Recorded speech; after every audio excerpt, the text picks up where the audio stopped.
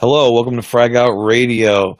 It's the radio podcast that we bring on guests that are either doing good things for themselves as veterans or doing good things in the veteran community itself. So today's guest is Patti Catter, and she's got a whole lot of things going on. One being a military veteran caregiver. So Patti, how are you doing today? I'm doing really good. How about you? Oh, not bad. Glad to have you on the show. Thank you for coming on. Thank you. This is different for me. Usually I'm on your side. Like, I'm asking the questions. What side do you like better so far? I like your side. I like your side better. I need to go get on more podcasts. Let's switch. I'll have you on my show next time. There we go. No, well, thank you for coming on. And, we always start off the show by the guests telling us a little bit about themselves, a little bit about their background, and then, roll into, like, what you got going on nowadays. Okay, so I was born in Michigan. I'm not telling my year. Yes. I never say that. Are you from Michigan? I'm from Detroit. No way. Absolutely. I did not know that. I'm from like Saginaw area-ish. Ah, the hand. Yes. Yeah, I had no idea you were from Michigan. Awesome. Yeah. Yeah, so I'm not going to go too much into my childhood, of course, but you know who Adam is, Adam Bird, right? Have you had him on your show? Absolutely. I think he was a third guest on. He was one of the very first ones. Awesome guest. Yeah, he is. And the reason I'm asking you that is we had a good laugh on his show. I never have talked about my childhood before his show. And so I'll bring up this little story that we talked about, and I don't even know why. And Adam's probably like, oh, no, she's not. Yeah, I am. So when I was younger, I think he asked me who was like my role model, and it was Wonder Woman. And I was telling him about a time that my parents had a visitor to our house who was our pastor at the time.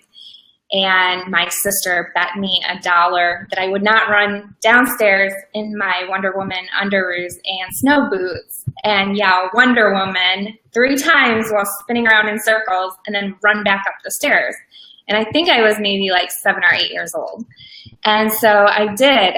I went ahead and I did that. I wanted to, win that $1. And it didn't work the first time. My sister said I wasn't loud enough, and my mom was like angry at me because I ran and I was being disrespectful in front of the pastor. And my sister said that I had to do it one more time and she would give me the $1. So I did it. I ran downstairs, I screamed Wonder Woman and ran back upstairs, and I did get my $1. She was grounded, so I was happy. It was a win-win situation. So from that story, why I'm telling you that is because Wonder Woman was a pretty big role model in my life. And I loved how she was always, helping the good guys. And that just kind of gives my personality starting young. My grandmother was a great role model to me. My parents were great role models. I was very active in community work and volunteerism when I was younger. And even through, my teenage years and into early adulthood, I became a police reservist. Not a lot of people know that. I did that for a few years and just really like volunteering for all sorts of things. I met Ken when he was first coming out of the Marine Corps, and Ken is my husband. When I met him, he was actually Force Recon in the Marines. I had no idea what that was. And so, he's like flexing his muscles and things. And I'm just like, what's the big deal? Well, it wasn't until later that I found out what the big deal is. Like, it's a cool thing to be in recon or in the military.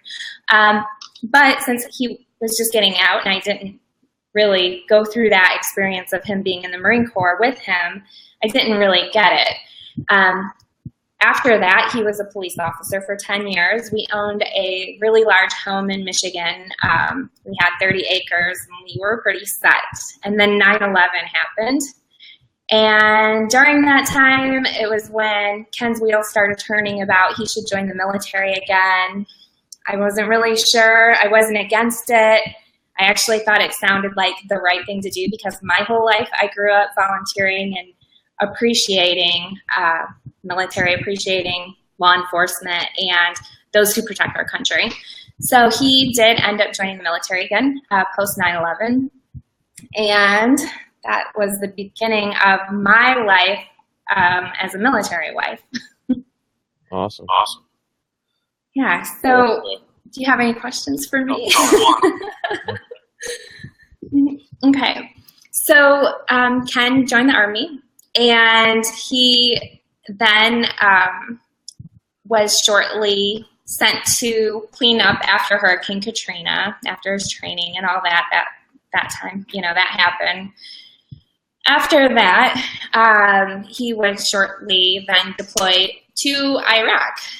Well, not shortly deployed, but shortly after returning from the cleanup, he was deployed to Iraq. That was a long deployment. That was a 15-month deployment. And within just the first couple of months, I was in for a rude awakening. It was when I realized the true sacrifices that our military makes to protect our country. My husband's unit had the first casualty in November. Just a couple of days before that, my very good friend's husband had been killed. So my husband ended up coming home on R&R because the first soldier who was killed in his unit was also my husband's TC and a very good friend of his, and it was very difficult. It was just really hard. So when my husband was home on R&R, a lot of people don't know this either, but we ended up going to 2 funerals back to back on the same day in Washington, D.C. My friend Katie's husband was buried. And then right after that, my husband's TC was buried on the same day, right next to each other. They didn't know each other. They weren't in the same unit. They were from total different areas. So that was when everything kind of, hit me that this is like, no, I knew it wasn't a joke, but I didn't know the seriousness of it until that point. And after he went back from R&R to serve in Iraq, it was just one fatality after the next in that unit, and it was extremely difficult. He lost, some good friends. I was back at the home front doing, the things that wives do, taking care of the kids, taking care of the bills, taking care of the house. But not only that, I was going to funerals, and I was helping the families, the Gold Star families. And so that was difficult. It's not anything I regretted. I wanted, obviously, to help them any way I could. And every time there was a knock on my door, I had that dreaded feeling that it could be my husband next, because you just don't know during the war at that time, especially, and any time you're in war, you don't know what's going to be happening. So, let's see. I feel like I've talked so much. I usually listen. Thank you, Sherry. Yeah, so it was definitely hard. When he came home, for me, it did get harder.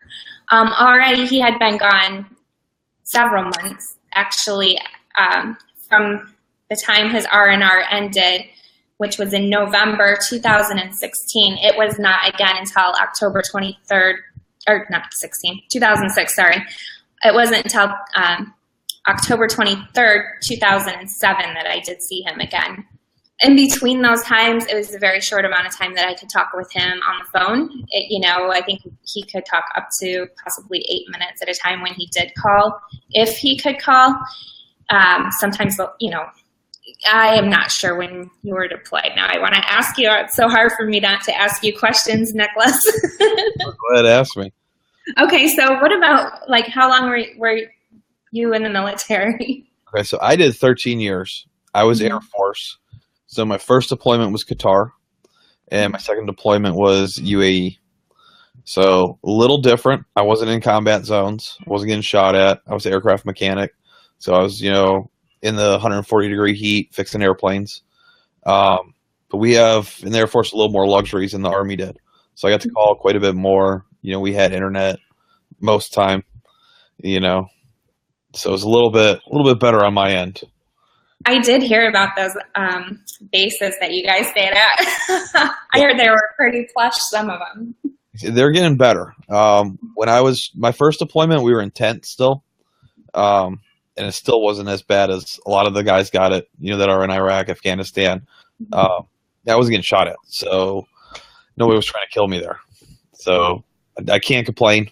Not at all. Well, I don't know.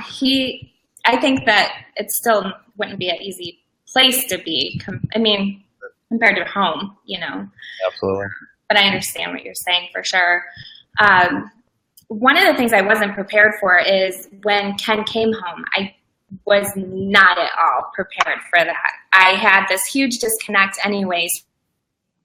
And for so many months, me pretty much having it in my head that he was not going to make it home, because there was a point that I really was not going to make it home. I think we just lost so many friends. We have 28 friends that were killed total during that time. And so in my head, just put it in there that, there's a very good possibility he wouldn't come home. And when he did, it was crazy. Still looking back to that day, I thought that Ben had leg. I thought he was extremely tired, and that's why he was a little on the forgetful side. I made this huge dinner, actually moved right next door to us when my husband joined the military. And so we had big dinner with them, and it was a very short time, like not even a half an hour after we ate, Ken said, "When are we going to have dinner?" And I thought he was joking. And so, really funny. And he started to get upset because he was really hungry and he didn't remember eating. But I thought that was jet lag. And then it wasn't until that night he had a severe seizure that I didn't know what in the world was going on, except sleep deprivation is what I thought. So in a very short time after, told him that he needed to go seek medical treatment because there were a lot of things going on with him, not only his memory, not only the seizures, but just he had a lot of back pain and neck pain, and he just wasn't himself at all. Now, I do need to go back because I did forget to mention that he had been injured in an IED blast in May of 2007. However, he did stay in theater and continued that deployment. And he was given a Purple Heart. But at that time, they didn't have a lot of extensive like brain scans and all that stuff going on. Pretty much he had blood coming out of his ears. That dried up. They gave him a couple days rest, being a guard on the roof, and he got right back out there. Honestly, if they had given him time to come home, he would not have taken it. Knowing Ken, he would want to stay there with his guys. He would not have wanted to come home. Right. So when he did come home, that's kind of what happened. It's like he comes home. I was expecting like this grand reunion, and it was not very grand. So he did get in to see his doctor, who right away sent him over to neurologist at Fort Bragg, who right away diagnosed him with a brain injury and seizures. And he said to Ken, it looks like you're sitting like this. It looks like you're really stiff and your neck's not bending around more. What's going on? And Ken said, well, it's been hurting ever since I got blown up. That was his words. Right. So doctor gave him an MRI, and it was less than 3 days. I don't remember the exact time. It was less than 3 days. They sent him to Walter Reed for surgery on his neck. So everything was just kind of happening so fast after he came home and after he was getting treatment. And when I say fast, I look back, it was 3 years. And I think that was fast. But we're out here now over 10 years later. And so I guess that's just a drop in the bucket compared to, 10 years. Yeah, that's crazy. It's crazy because we hear so much about, PTSD, traumatic brain injuries, and all this, but you lived it, not necessarily you personally, but your husband, and you were on the side of having to take him to the hospital and dealing with everything. So I thank you for looking out for him, and There were just so many memories I remember. Like, I was at his unit because they couldn't notice these things. But then now, all these years later, I can think, like, how could they notice? Like, all these guys, literally, the guys who were deployed with Ken, all of them have had medical issues. They were all pretty much, in Ken's words and in their words, they were all screwed up. So they couldn't recognize some of the symptoms. And so, yeah. Eric, thank you. I see your messages. So, yeah, no, it is hard, like, when you're in it, to realize, what's going on. And sometimes it does take somebody on the outside looking in, with a lot of different situations, to point it out.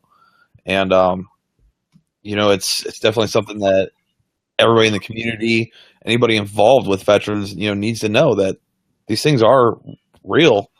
And, like, you need to get help for these people, Yeah, and if you don't talk about it, then the veterans aren't going to know about it either. I actually have a friend who, the more I talk to this friend, I'm just like, you have classic symptoms of TBI. You have classic symptoms of PTSD.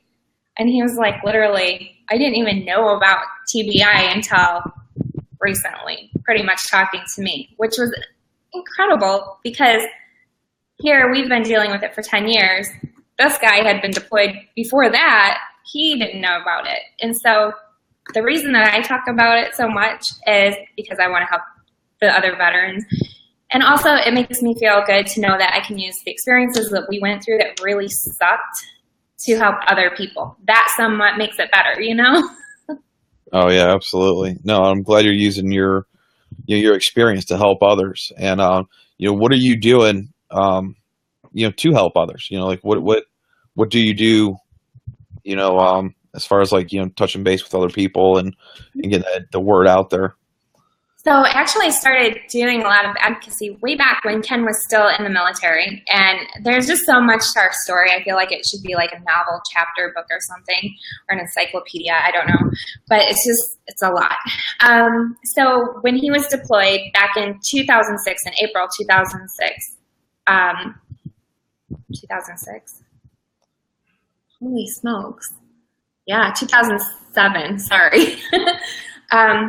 9 of our soldiers were killed in a horrific event in Iraq. There were a couple of terrorists who blew up a school building that they were using as a patrol base and killed 9 of our guys. So during that time when that happened, my very good friend's son was killed in that, and it was my husband's unit. So, all the guys were just so... And I can almost tell this story without crying, so I'm going to try to get through this one without crying. It was a mess, okay, if you can imagine. It was a mess. 9 guys getting killed. The guys who weren't killed sitting there trying to dig out the bodies that had been buried in the debris from the building. So it was then that I knew I needed to start volunteering to offer support to the families that had been impacted. And so I started like a little support group in our area, and it was called Christian Military Wives. And that's when I first started putting a support structure in place. I helped the Gold Star mother. We're still good friends. I tried to help her, as much as I could, getting her family from the airport, things like that. But that was the beginning of it, and the realization that the unit could not possibly do all that needed to be done during that time. Sorry. It's all right. You need a minute? They tried, they really had a great rear D guy. He was fantastic. We had great support people who were trying the best they knew how. But it couldn't be enough. So we needed support from other units. We needed support from other military families. We needed, and we also needed to give support to other units that were also being hit during that time. It was a horrific time there. And so that's when I started volunteering, doing support. Started doing that, and I did the Christian Military Wives until a few years later, after, fast forward a little bit, after Ken came home. He went through medical treatment at Fort Bragg for 3 years, and after that, he medically retired. So the Army was good about keeping him in for that 3 years. At the time, I hated it. I hated it so bad because I felt like they were dragging their feet. Looking back, I love it because he was then properly diagnosed with the TBI and the PTSD and the seizures that he was having and all the other things. And he had a surgery on his neck. All those things he needed, he wouldn't have gotten if he had jumped out quick. But a lot of guys, as soon as their ETS date was out, they were like, I'm out of here. Don't want anything else to do with this. I'm done. They were spent. So in return, unfortunately, they lost that education that was slowly coming out years later about brain injuries and the PTSD. So I had a really hard time at first talking in public about some of these things. Sherry always tells me, breathe. I had a really hard time talking about those things because I always was afraid that somebody would think that I was doing it for my own publicity. Right. And people didn't realize how hard it is for me to talk about some of this stuff. And first of all, I don't like crying in front of people, so I would always be afraid that would happen. I would always be afraid that people were thinking that I was out for my own publicity. I also knew that if I wasn't going to get out there and speak about these things that we went through, then other people who needed the help weren't going to hear it. So that's when I very first started volunteering. That was a very long answer to that question. And it is very important. People get out there. Do you hear the echo? Not much. Okay, because it's pretty bad on this end. Uh-oh. It's pretty good now. It's went away. Yeah, people need to get out there and talk about it, It's just like, we talk about veteran suicide so much, but without the education, nobody's going to know about it, and it's going to continue on, so I commend you for coming forward and, shedding light on issues that our servicemen and women, have, and that's, good on you, for doing that. But that's not the only thing you're doing. You're out there doing a lot of good things. So you want to tell everybody else what else you're doing? Yeah, I don't like sitting still much. Gives you too much time to think about some of those hurtful things, And so for me, the way that I heal is just to keep pushing forward. Awesome. And so I did start that little group, Christian Military Wives. After Ken was out, I ended up starting a nonprofit in Michigan called Voice of Warriors and ran that and met some fantastic veterans who really encouraged me. And I really feel like, thankfully, I was able to make great differences in their lives. And unfortunately, though, that comes with a downside because the veteran suicide about has impacted my life and friendships. I lost a good friend. His name is Joey Hart. I met him while he was at Fort Bragg and stayed connected with him throughout his getting out of the military and trying to seek treatment. And he ended up getting addicted to prescription medications that the military had given him first. And then at the VA, he was loaded up on all these different medications. And he did seek inpatient treatment, but he checked out early, went home and committed suicide unintentionally because he was so, I keep thinking in my head it was unintentionally because he was so basically drugged up. But because of that, I just have had so many things in my life impact me to keep doing things. So because of that, I was doing a lot of pushing out the word about veteran suicide and the importance of talking to your loved ones about how much you do care for them, so that you never know if somebody is thinking in their head about suicide. You can be talking to somebody and they might smile at you and be smiling at you, but you don't know what's going on in their head. So if you don't relay the message that you care for them, then they're not going to know, right? So I've just done all sorts of things, from starting small support groups to doing a lot of public speaking about things like veteran suicide prevention and the brain injury and all that stuff. But long story short, so we moved from Michigan to Florida. And during that time, there was another transition for me. So that was a hard transition because of Voice of Warriors for me, to leave Voice of Warriors up there. But I didn't know how good of a transition it was going to be either, because another door of opportunity opened, and that was an organization I'm working for now, which is Hope for the Warriors. And Hope for the Warriors is a national nonprofit, and I'm able to help our military veterans and caregivers through Hope for the Warriors too. There's so much to my story I don't even know. Like, we were talking about books. Like, sometime in between when Ken was injured and the time that we were in Michigan, I did contribute to a couple of books, the Faith Deployed series with Jocelyn Green. I don't even know, because my life was so chaotic. I don't even remember exactly how one of my stories was placed in a New Testament.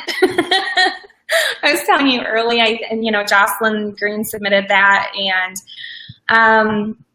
so I did a lot of writing there. I submitted a lot of articles online, tons of them about military veterans and their caregivers and their families. I do some ghostwriting once in a while. So not about ghosts. I had somebody ask me that before. I don't write about ghosts. I do some ghostwriting once in a while. Since you brought it up, what is ghostwriting for those who don't know? So somebody else who does not like to write basically will come to you and ask you to write for them, but they still sign their name on it. And that's okay. So Glory, yeah, you got it. Yeah. That's awesome, though. So you do some ghostwriting. You're an author, public speaker, military and veteran program coordinator. I mean, you're doing all kinds of good things out there, and that's awesome. So I'm gonna change the subject a little bit. I'm gonna lighten it up a little bit.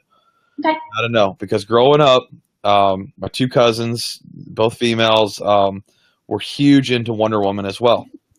Okay, so I grew up with Wonder Woman, and I was into all the Superman and all that. So, old Wonder Woman, new Wonder Woman. I like the new one now. I really do. I mean, I like the old one. I actually am sort of embarrassed to say this, but I made myself a promise I would be very authentic when I speak publicly. So sometimes I will turn on the TV and they have this channel. I can't think of the name of it off the top of my head. I think it's like Me TV. And they have episodes of Wonder Woman, so I watch it sometimes, the old ones. All right. My wife is actually an old Wonder Woman fan as well, and she will put on those old ones for my daughter. And my daughter's bored out of her mind with them. When the new Wonder Woman came out, she at first didn't want to see it. But then one of her friends, told her it was an awesome movie. So I took her to go see it. And now my daughter is a Wonder Woman fan as well. Mm-hmm. She loves the new one. And I think the new one is 100 times better than the old Wonder Woman. It is. It's amazing. It's so empowering, too. Like, and my husband's like, oh, you're such a feminist. But I am so about empowering other women. Growing up as a girl, obviously, I mean, I should watch what I say. I won't say anything else. You grew up as a woman. Okay, we got it. Grew up a woman. And really, as a teenage girl, it was so difficult growing up sometimes. The girls were so catty sometimes. And, now that I'm older, I think that those little growing pains are like petty, but I also use it again to empower myself, to empower other women. So one thing that I do now that I did not used to do is if I see a woman who looks pretty, I will tell them, wow, you look great. You look so beautiful tonight. Women don't do that enough. And I really feel like that movie, the new one, was like, it was kick butt, and it made a good picture for a woman. It didn't make the woman look ditzy, and I liked it. She was awesome. She kicked butt every day. Yep. It was a good movie. I really enjoyed it. But yeah. So back on topic. So you also have your own podcast as well, correct? Yeah. So I started doing podcasts back with Voice of Warriors. Did that for a long time. When I started working with Hope for the Warriors, I mentioned to them how awesome I thought it would be to have podcasts for Hope for the Warriors to educate public about some of these things like the brain injuries and stuff like that we talked about tonight. And one of the great things about Hope for the Warriors is they're very empowering. So I did feel very empowered. They were totally on board, very supportive. And that helped me again because I heal when I talk about these things. Like earlier, when you saw me just about crying, I would have been bawling my head off if it had been a couple years ago. Sure. So talking about it is good therapy for me. But also the guests that I have on the show, it's the same thing. I have so many veterans who are able to open up and to talk about things that they've been through, or their caregivers, or some of the topics that we talk about are so important and they help caregivers.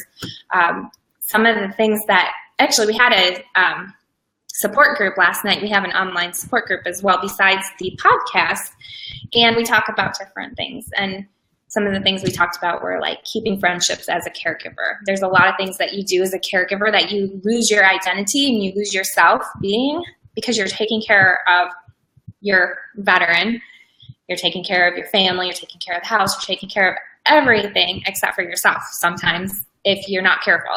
So we address things like that on the talk show as well and in our support group meetings. Awesome. So now if people want to find out more information about you, where should they go?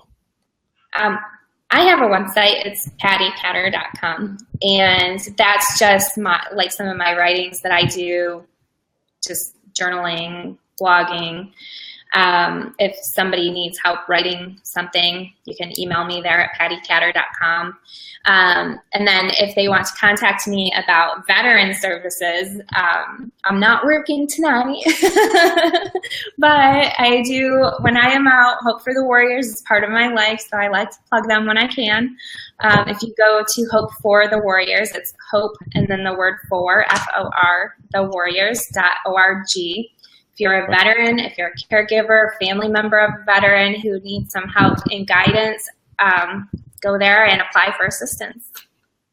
Awesome. Very cool. And just let everybody know, if you're listening and watching, these links, I'll put them in the comment section, and they are up on the screen as well.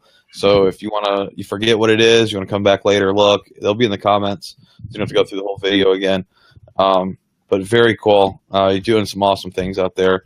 And I think Adam's going to be very jealous that he wasn't the only one with the Wonder Woman story. Now it's out there twice. Should I talk about his nickname I have for him? Go for it. Okay.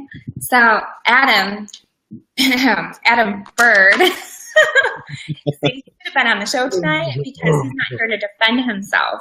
He's with Heroes Media Group. He's been on the show before with Nick. And Adam is a friend of mine. I've known Adam for quite a while. He has a podcast of him and I on his Heroes Media page. But he would call me Wonder Woman because I told him my Wonder Woman story, like at the beginning of the show. And he kept calling himself Captain America. And I like to joke with Adam. So I was like, more like Captain Underpants. And it was either that day or the next day. I'm not quite sure which. He had put a picture up on his social media of a pair of shorts that he split in half. And so I thought it was a great nickname for him, Captain Underpants. So if you all can do me a favor, and call him Captain Underpants, that would be fantastic. Sorry, Adam. I didn't prompt her to do all that, man. No, that's awesome, though. Adam's a great guy. Definitely look forward to working with him some more in the future as well. Yeah, he's awesome. What's that? He is awesome. Yeah, he is awesome, dude. So I want to thank you, Patti, for coming on. It was an absolute pleasure having you on. And you ever want to come back on again? You got anything going on that you want to announce or anything like that? You're always more than welcome. Thank you. For everybody tuning in, thank you for tuning in. If you want to check out any of our previous episodes, you can either scroll through our page, scroll through the videos, or you can just go to YouTube, and they're all lined up nice and pretty for you there. And check out, Adam's on, I think his third episode, somewhere around there. So if you want to check out that one, go for it. Thank you all for tuning in. Patti, once again, thank you for coming on. And everybody else, have a good night. Check out our future episodes. Thank you.